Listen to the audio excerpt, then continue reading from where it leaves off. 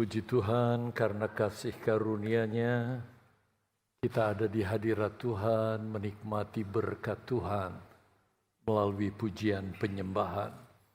Bahkan di hadapan kita ada meja Tuhan di mana kita diingatkan akan karya-Nya yang luar biasa yang sudah menyelamatkan kita oleh pengorbanan-Nya bagi kita sekalian.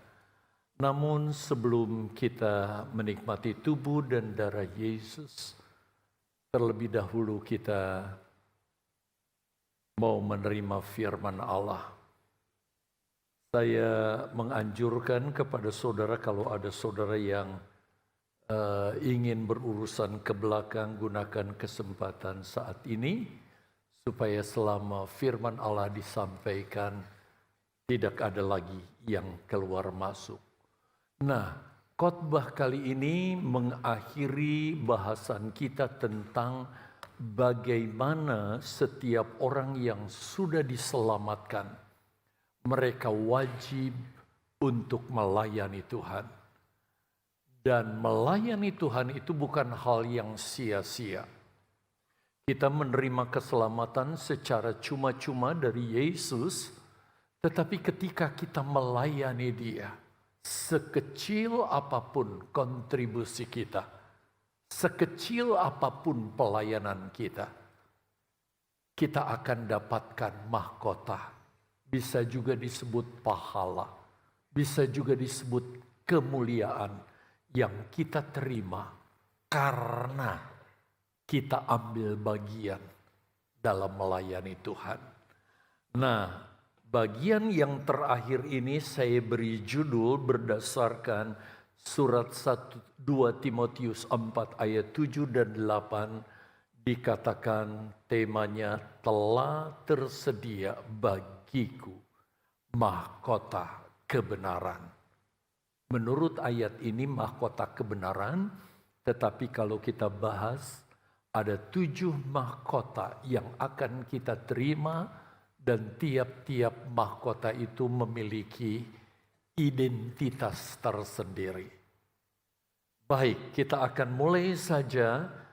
Saudara, kalau ada Alkitab di tangan saudara, saya senang saudara membacanya lewat Alkitab, entah yang manual seperti yang ada di tangan saya, yang canggih, ada di tape, ada juga mungkin di gadget saudara bisa lihat itu.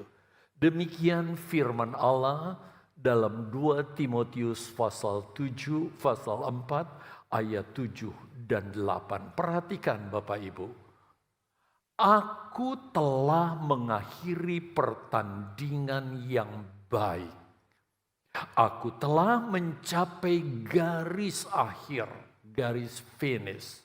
Dan aku telah memelihara iman. Ayat 8. Sekarang telah tersedia bagiku mahkota kebenaran yang akan dikaruniakan kepadaku oleh Tuhan. Tuhan yang dimaksud di sini tidak lain adalah Yesus. Dan apa status Yesus? Di ayat ini selanjutnya dikatakan hakim yang adil. Nah, kalau kita lihat ke atas saudara, bahwa perjalanan kekristenan yang disertai dengan pelayanan itu digambarkan seperti orang yang berlomba, yang di ujung jalan kita akan menerima pahala, mahkota. Tetapi tidak sembarang kita menerima pahala itu. Karena ada hakim, ada wasit yang memperhatikan cara kita berlomba. Dialah Yesus. Hakim yang adil pada harinya, yaitu hari di mana kita sampai di finish. Tetapi bukan hanya kepadaku, bukan hanya kepada kami, pelayan-pelayan Tuhan yang statusnya full time melayani Tuhan. Tetapi kepada siapa? melainkan juga kepada semua orang yang merindukan kedatangannya. Jadi semua orang percaya, apapun status saudara, ketika atau karena saudara merindukan Yesus, sehingga dalam perjalanan hidup saudara, saudara sungguh-sungguh mengiring Yesus, bahkan juga ambil bagian melayani, maka kita akan mendapatkan mahkota dari Yesus, sang wasit kita itu. Tetapi kalau kita keliru dalam berlomba, kita akan kehilangan kesempatan untuk menerima pahala yang dijanjikan itu. Baiklah, sekarang saudara kita mulai dengan pendahuluan. Jadi salah satu gambaran yang diberikan firman Allah kepada kita, bahwa dalam kita mempersiapkan diri menantikan kedatangan Yesus kedua kali, bukankah demikian bahkan khotbah minggu lalu, bahwa di sisa waktu yang kita masih miliki itu, kita harus benar-benar berbuat yang berkenan kepada Tuhan, bahkan melayani Tuhan. Ya, kita dalam menantikan kedatangannya, saudara, digambarkan seperti orang yang bertanding, orang yang berlomba untuk menentukan apakah di akhir perjalanan, di sisa waktu yang masih kita miliki ini, kita meraih kemenangan atau sebaliknya kita kalah dalam pertandingan itu. Itu sebabnya saudara, minggu lalu kita diingatkan jangan mengisi sisa waktu kita untuk yang sia-sia. Tetapi kita mau mengisi sisa waktu yang masih kita miliki. Kira-kira saudara punya sisa waktu berapa? Misteri kan? Walaupun kita mungkin sudah lanjut usia, kita masih tetap tidak tahu sisa waktu kita masih berapa lama lagi. Supaya benar-benar kita menang dan bukan kalah di dalam kita mengakhiri pertandingan rohani kita. Dan pertandingan rohani kita ialah, kita lihat saudara, garis finish yang menentukan posisi kita. Walaupun start kita di garis awal itu mungkin baik. Ketika saudara percaya Yesus lahir baru, wow, saudara startnya bukan main gilang gemilang. Tetapi yang menentukan kemenangan kita atau kekalahan kita bukan pada waktu kita ada di garis start, di garis awal. Tetapi ketika kita ada di garis finish, garis akhir. Saya ingin sedikit saja memberi contoh. Kalau saudara membuka di dalam Injil Lukas 24 ayat 43, kita melihat contoh di sini saudara, bahwa dua penjahat yang disalib bersama-sama Yesus itu adalah benar-benar penjahat berkaliber. Jahat sejahat-jahatnya. Nah pertanyaannya, kenapa Yesus disalib bersama dengan dua penjahat? Inilah jahatnya orang Yahudi. Dan juga pemerintah Romawi saat itu. Mereka memberi kesan seolah-olah Yesus yang disalib dengan dua penjahat itu adalah juga sama-sama penjahat. Padahal sedikit pun tidak ada salah yang dilakukan oleh Yesus.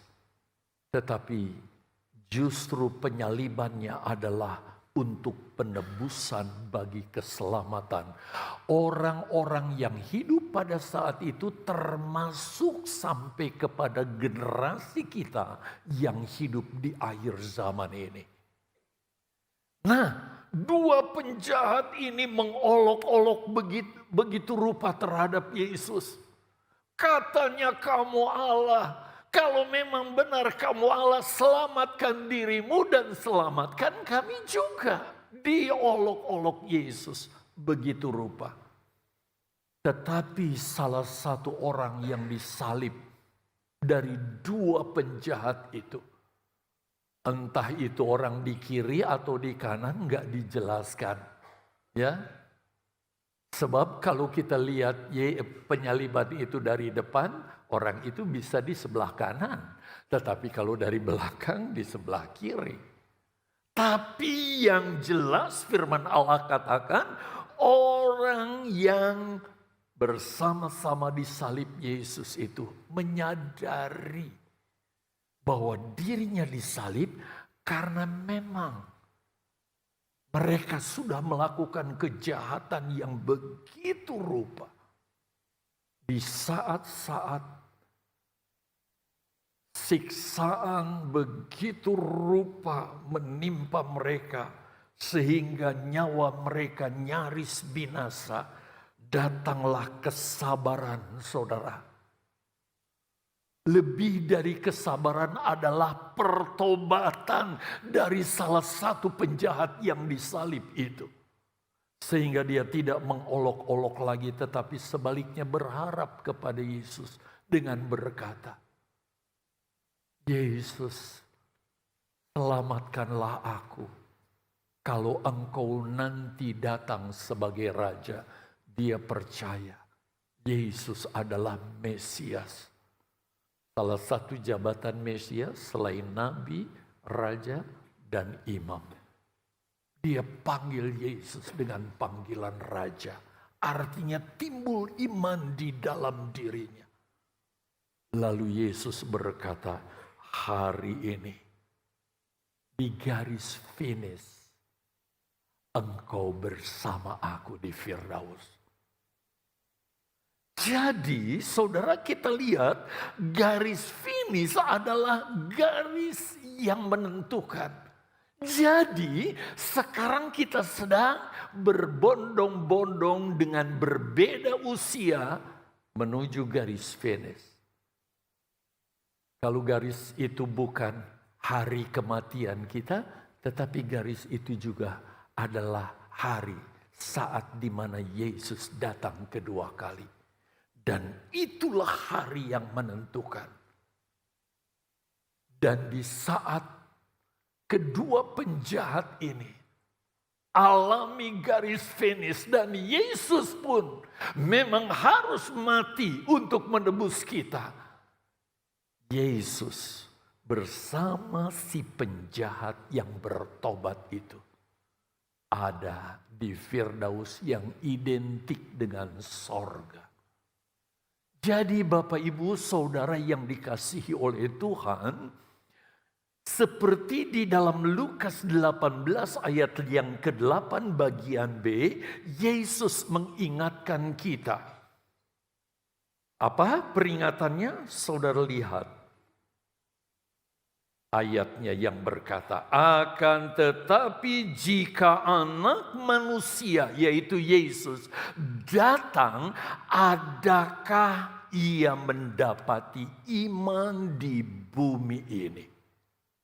Jadi yang menentukan kita, saudara, dari ayat yang Yesus ucapkan ini, bahwa di garis akhir perjalanan hidup manusia di muka bumi ini, banyak orang yang binasa.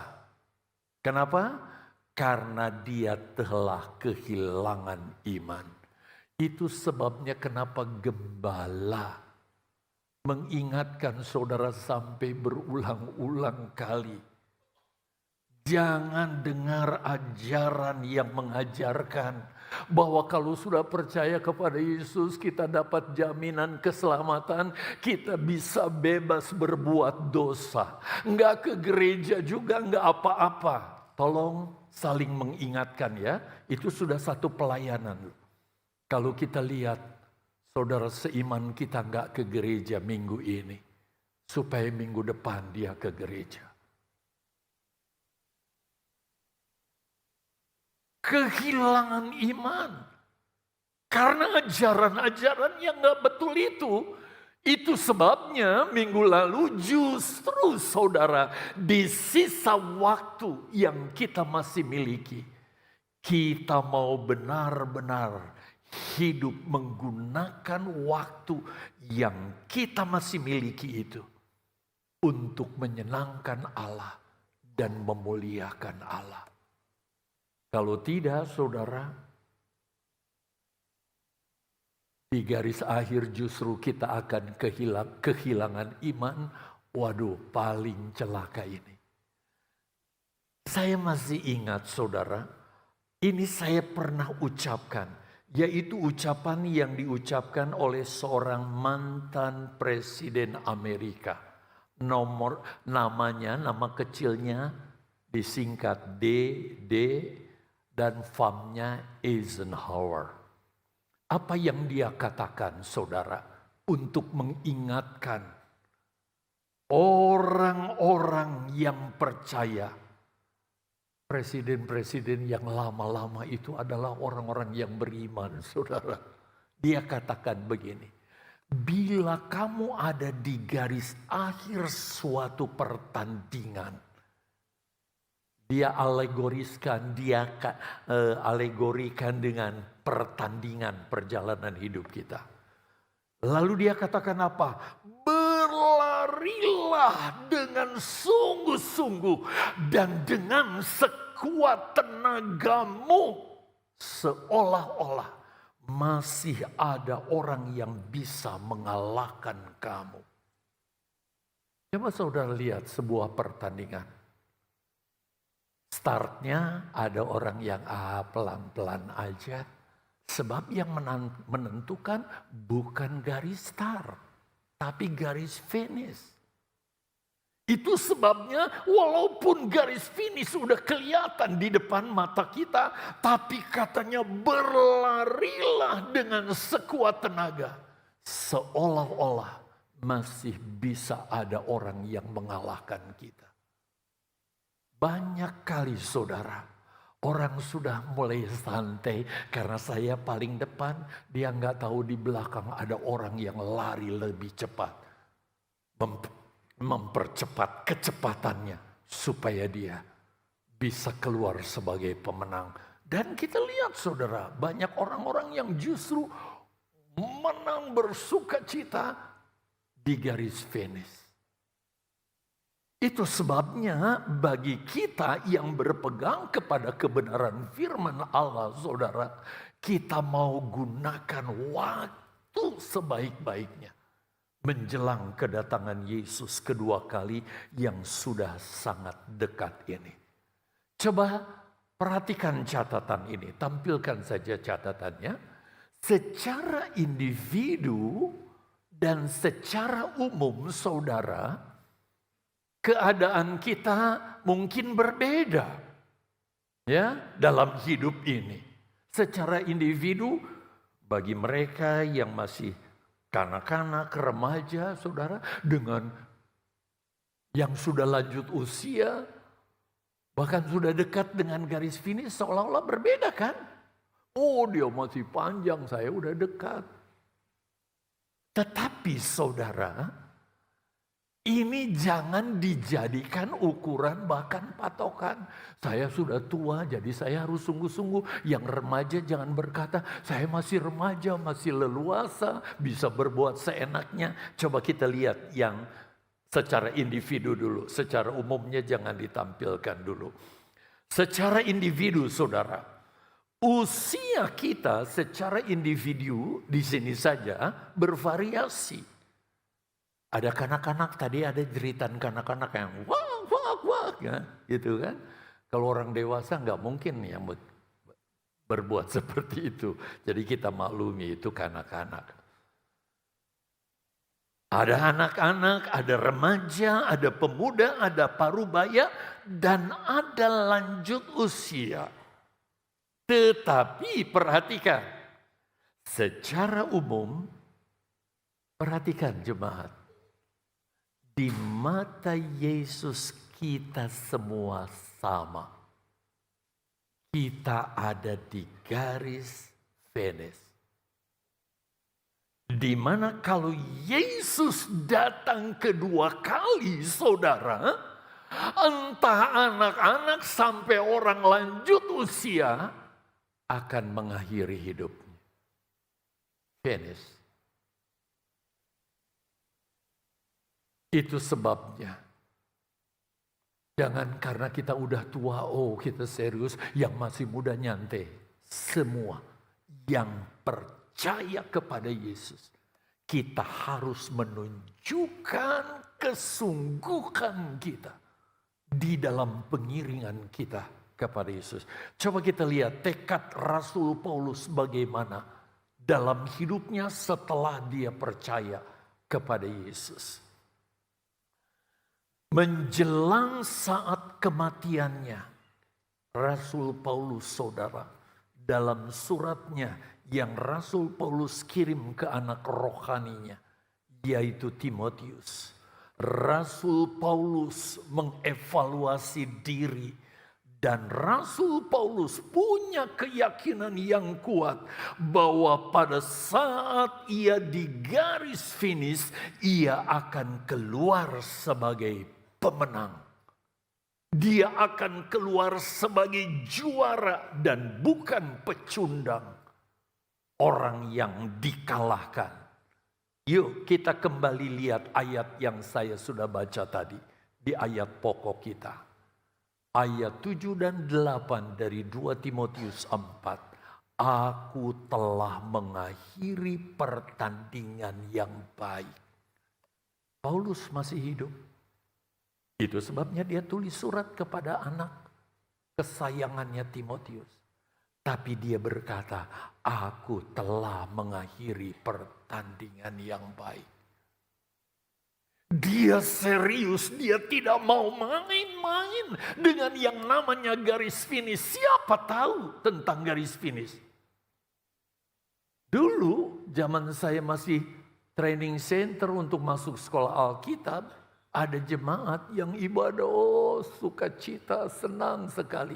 Tetapi ketika pulang, saudara, dia nyebrang jalan, ketabrak. Rupanya itu garis finish untuk hidup pribadinya.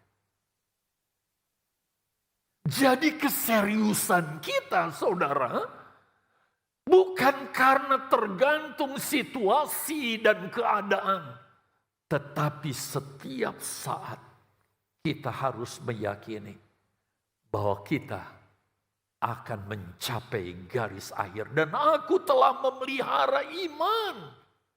Iman kita pelihara dengan sungguh-sungguh. Jangan tukarkan dengan apapun. Sekarang telah tersedia bagiku mahkota kebenaran. Di garis finishlah kita akan menerima dari Yesus sendiri yang berkata, tabaslah hambaku yang baik. Kira-kira ucapan apa yang Yesus ucapkan kepada kita ketika kita di garis finish? Yang akan dikaruniakan kepadaku oleh Tuhan, hakim yang adil.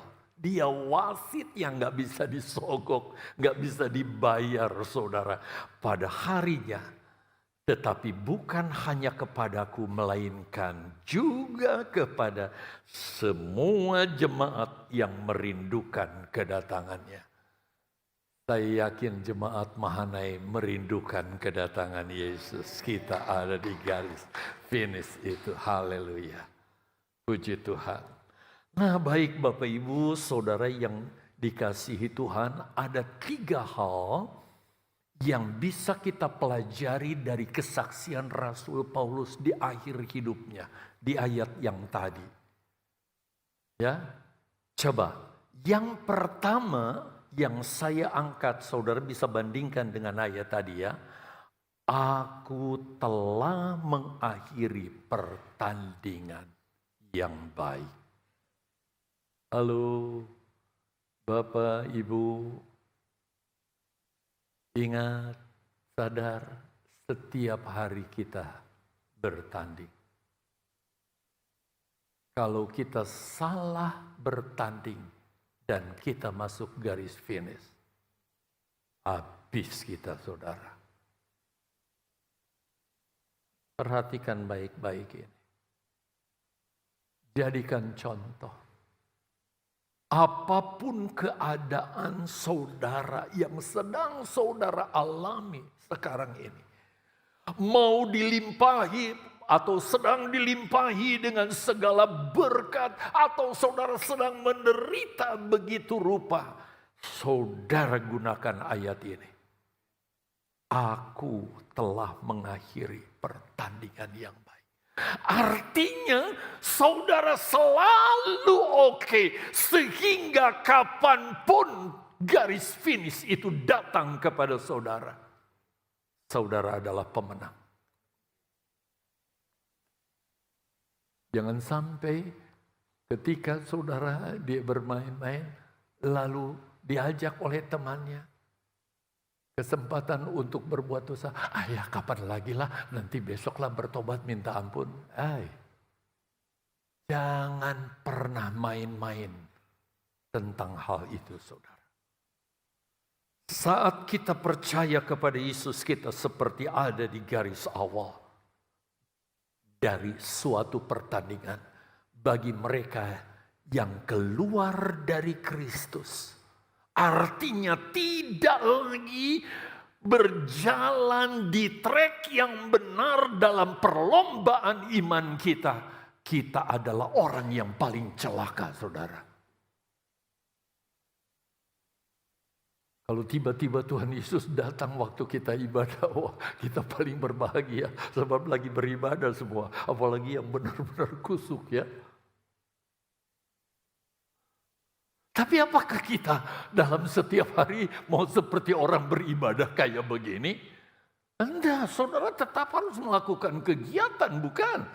Sebab ada tanggung jawab yang harus kita lakukan sebagai siapapun kita dan apapun status kita. Tetapi jangan sampai kita keluar dari trek kebenaran firman.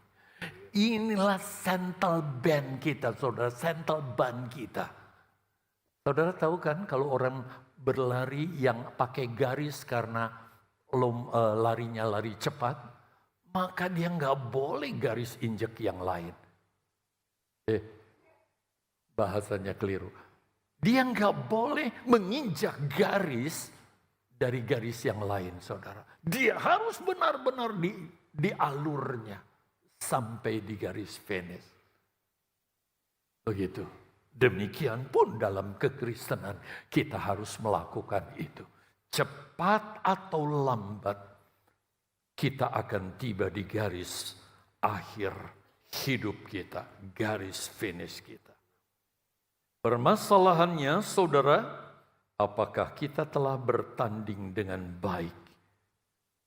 Dan mengakhiri pertandingan kita dengan baik di mata Yesus Hakim yang adil itu. Di mata Yesus yang selalu memperhatikan kita. Jangan sampai kita jalani perlombaan atau pertandingan kita seperti, mesti dibaca ayat ini, saudara. Panjang lagi ayatnya ini. Bisa ditampilkan enggak? Matius 7 ayat 21 sampai 23. Supaya jemaat juga bisa lihat ayatnya. Ya, Matius pasal 7 ayat 21 sampai 23. 21 dulu. Bukan setiap orang yang berseru-seru kepadaku, Tuhan, Tuhan, akan masuk ke dalam kerajaan sorga. Melainkan dia yang semua jawab. Cuma ada 10 orang di ruangan ini rupanya. Jadi jangan saudara bangga dengan status saya Kristen, haleluya. Tetapi kita sebenarnya ada di luar track. Nggak hidup sesuai firman Allah. Wasit itu memperhatikan. Aduh, mengerikan. Ayat 22. Pada hari terakhir di garis finish, saudara, banyak orang akan berseru kepadaku, Tuhan, Tuhan, bukankah kami bernubuat? Wow, dia tonjolkan pelayanan di masa lalunya. Demi namamu mengusir setan demi namamu dan mengadakan banyak mujizat demi namamu juga. Kita dengar ucapan hakim, penilai perlombaan kita di ayat 23. Pada waktu itulah aku akan berterus terang kepada mereka dan berkata, apa? Aku tidak pernah mengenal kamu. Anggota jemaat, saya nggak mau bilang Mahanaim. Tapi apa kata Yesus? Enyah daripadaku, kamu sekalian pembuat kejahatan. Yesus usir. Bahkan Yesus menyatakan tidak mengenal orang tersebut. Kenapa dia? Karena enggak on the track. Itu sebabnya Bapak Ibu Saudara yang dikasihi oleh Tuhan. Jangan sembarang terima ajaran. Oh, nggak apa-apa, yang penting udah terima Yesus, mau berbuat dosa juga. Nggak ke gereja juga, nggak apa-apa. Ngawur ajaran ini. Tapi banyak yang percaya, sebab enak. Nggak usah ke gereja lagi. Kita datang kepada kalimat yang kedua, ya, dari ayat 2 Timotius pasal 4 ayat 7 dan 8 tadi. Selanjutnya Paulus berkata, aku telah memelihara iman.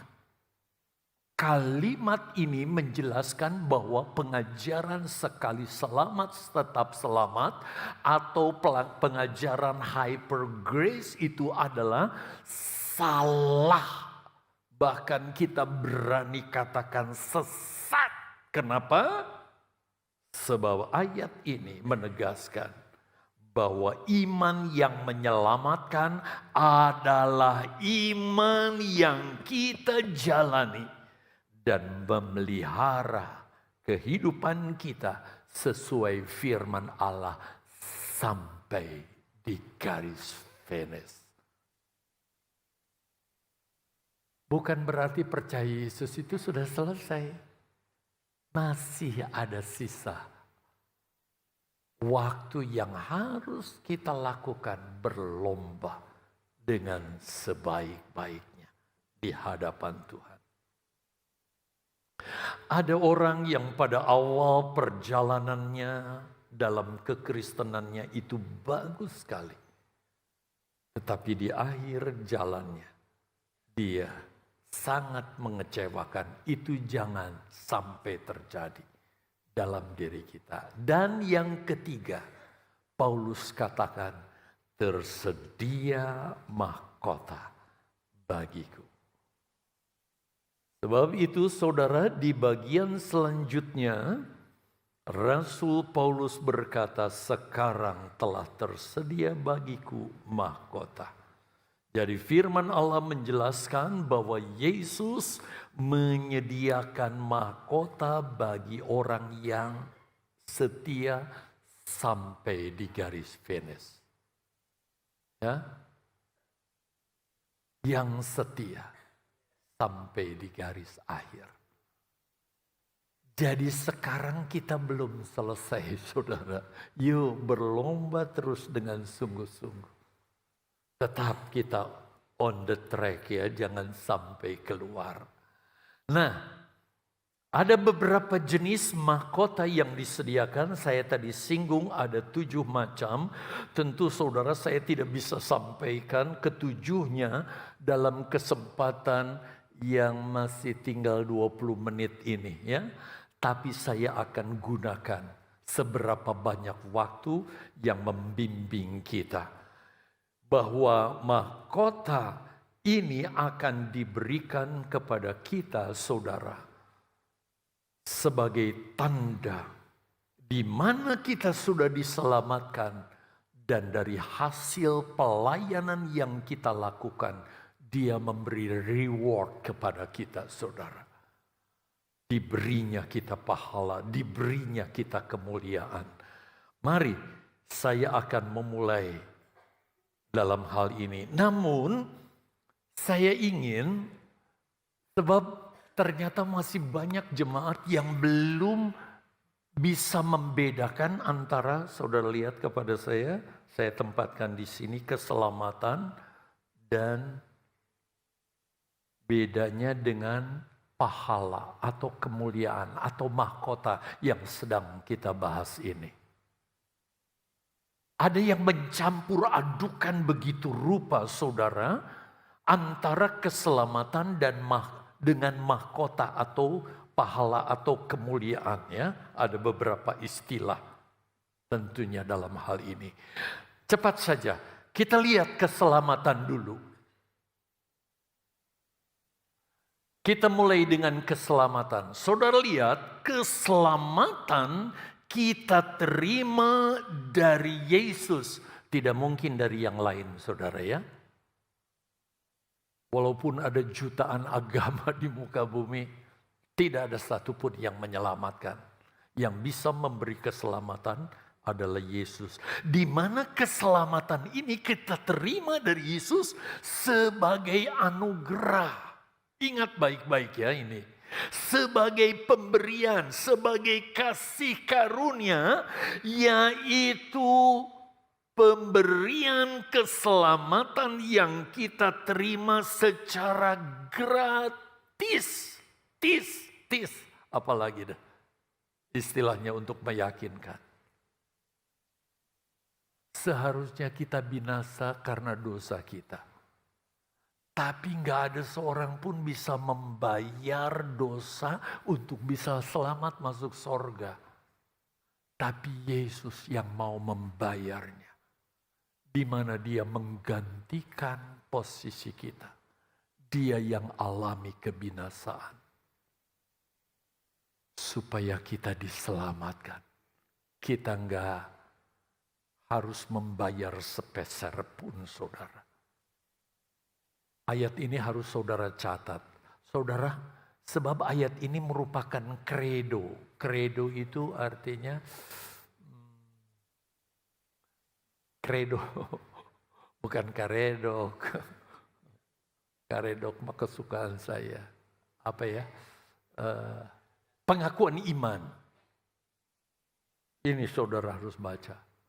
Bahwa keselamatan itu merupakan pemberian yang diberikan secara cuma-cuma. Bukan dengan usaha apapun. Jadi saudara pegang keselamatan kita terima secara gratis. Bayangkan orang yang disalib bersama Yesus hampir nyemplung neraka saudara. Tapi ketika dia bertobat lalu berkata, Yesus, ingatlah kepadaku manakala engkau masuk ke dalam kemuliaan. Yesus katakan hari ini engkau bersama aku di Firdaus. Masuk surga. Gratis gak bayar, dia gak bisa keluarkan uangnya sebab disalib. Mati dia. Tetapi sekarang kita lihat pahala atau keselamatan. Yuk silakan. Mahkota atau pahala kita terima sebagai upah. Kalau saudara menerima upah karena apa? Karena saudara kerja.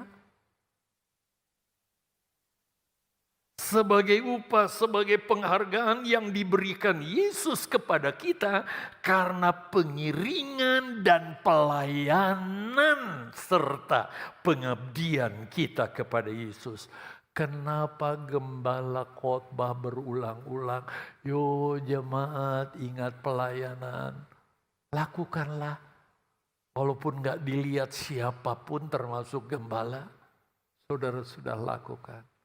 Pasti saudara di garis akhir akan menerima pahala. Jenis-jenis pahala yang akan kita terima, yuk kita gunakan kesempatan waktu kita. Yang pertama saya ingin bicara mahkota kebenaran. Ini sih sebenarnya tinggal bacain aja ya, supaya bisa cepat gitu. Memang maunya sih menjelaskan. Dalam 2 Timotius pasal 4 ayat 7, yang merupakan ayat pokok kita, mengatakan begini, aku telah mengakhiri pertandingan yang baik, aku telah mencapai garis akhir, dan aku telah semuanya memelihara iman. Jadi Bapak Ibu Saudara yang dikasihi oleh Tuhan, untuk kita menerima mahkota ini, kita harus benar-benar jadi pengikut Yesus yang memelihara iman, katakanlah garis finishnya ini. Hooray! Saudara akan menerima mahkota kemuliaan. Jadi kalau yang gak memelihara iman, tapi di setengah jalan ada cewek cantik, jadi mualaf. Bapak-bapak, ibu-ibu, didik anak-anak kita ya. Untuk memelihara iman. Saya sih kepingin bapak-bapak, ibu-ibu datang dengan anak-anaknya. Kalau udah kelas berapa di sekolah minggu? Kelas 6 ya, mereka boleh bawa ke sini.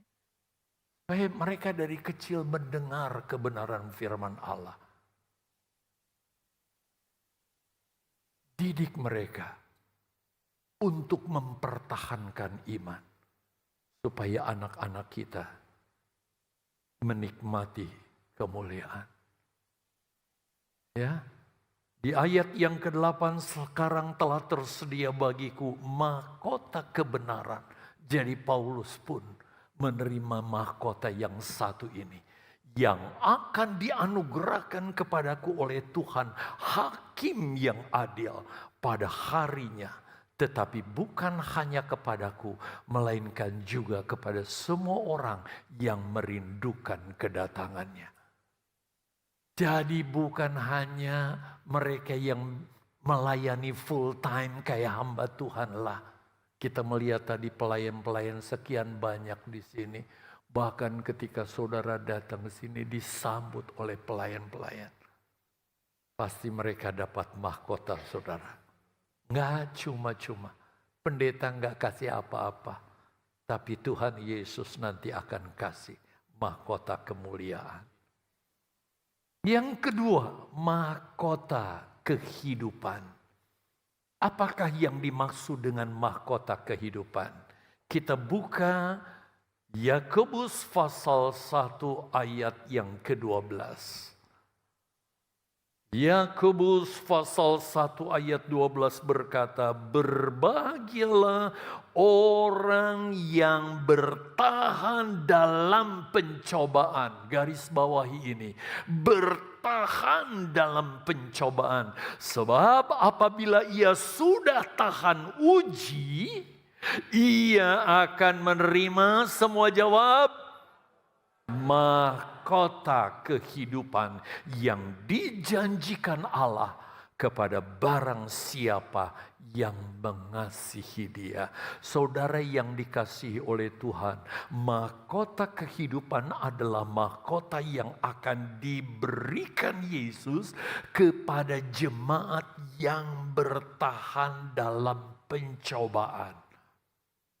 Jadi Kalau ada pendeta di mimbar berkata, kalau sudah jadi orang percaya di dalam Yesus, melayani Yesus, kita sungguh-sungguh kita akan bebas dari segala pencobaan. Jelas ajarannya salah.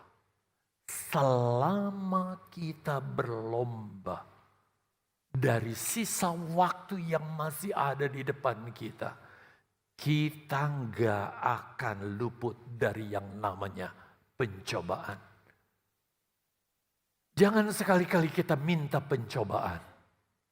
Ya, tetapi apabila Tuhan izinkan kita alami ujian, alami pencobaan dalam pengiringan kita, berarti Yesus sedang memberi kesempatan kepada kita untuk kita mendapatkan mahkota yang keberapa? Kedua. Bayangkan ya saudara, kalau saudara kemuliaannya sampai ada 7 kemuliaan di kepala saudara. Bukan cuma 1, 7 mahkota. Itu sebabnya saya jelaskan kepada saudara bahwa kita di sorga nanti tidak flat, sama rata semua. Dengan baju seragam yang sama semua. Tidak. Kemuliaan matahari berbeda dengan kemuliaan bulan. Berbeda dengan kemuliaan bintang. Bahkan bintang yang satu berbeda dengan kemuliaan bintang yang lain. Bahkan ada yang gak dapat kemuliaan sama sekali. Siapa ayo? Saya baru singgung tadi. Siapa? Orang yang di sebelah Yesus ketika disalib. Sepanjang hidupnya dipakai untuk berbuat jahat. Dia cuma selamat karena di garis finish percaya Yesus. Tapi dia nggak seperti saudara diberi kesempatan. Yuk melayani. Dengan pelayanan sekecil apapun, mahkota saudara dapatkan dari Tuhan. Wow. Luar biasa. Jadi maaf, saya sekali lagi maaf. Kita teramat bodoh kalau kita nggak gunakan kesempatan ini. Kenapa saya mau melayani Tuhan begitu rupa? Saya tidak mau mendapat kemuliaan di bumi ini yang cuma sementara. Tetapi kemuliaan yang akan diterima selama-lamanya. Bahkan nanti ada kemuliaan yang akan kita terima, itu menjadi kemegahan kita, kebanggaan kita. Aduh, mudah-mudahan kita bisa sampai ke situ ya. Yuk, mahkota abadi. Yang ketiga, mahkota abadi. Identik dengan mahkota kekal. 1 Korintus pasal yang ke-9 ayat 25 dan 26 mengatakan begini. Tiap-tiap orang, perhatikan. Tiap-tiap orang, tiap-tiap jemaat termasuk di Mahanaim yang turut mengambil bagian dalam pertandingan. Saudara juga kan sedang bertanding sekarang. Menguasai dirinya dalam segala hal. Jadi saudara berjaga, jangan sampai kita miss. Akhirnya didiskualifikasi. Gak boleh lagi bertanding, melanjutkan. Gak mungkin dapat pahala. Mereka berbuat demikian untuk mencapai suatu mahkota yang fana. Medali emas sekarang lagi terjadi di mana? Di Prancis ya. Tetapi kita untuk memperoleh suatu semua jawab. Enggak akan layu, kekal selama-lamanya. Mahkota itu. Banyak orang yang rela habis-habisan untuk mengejar mahkota dunia yang fana. Tetapi Yesus menyediakan bagi saudara dan saya mahkota yang tidak akan layu, mahkota yang tidak akan usang, dan itu tetap akan menjadi kebanggaan kita. di dalam kemuliaan nanti di sorga. Kalau kita turut ambil bagian dalam melayani Tuhan sekecil apapun dari apa yang kita bisa lakukan bagi Tuhan, kita akan menerima di sorga, saudara, mahkota kemuliaan itu. Jadi jangan berprasangka negatif terhadap kami. Oh, suruh melayani supaya pendetanya enak-enakan, pengerjaannya, stafnya enak-enakan, kita yang...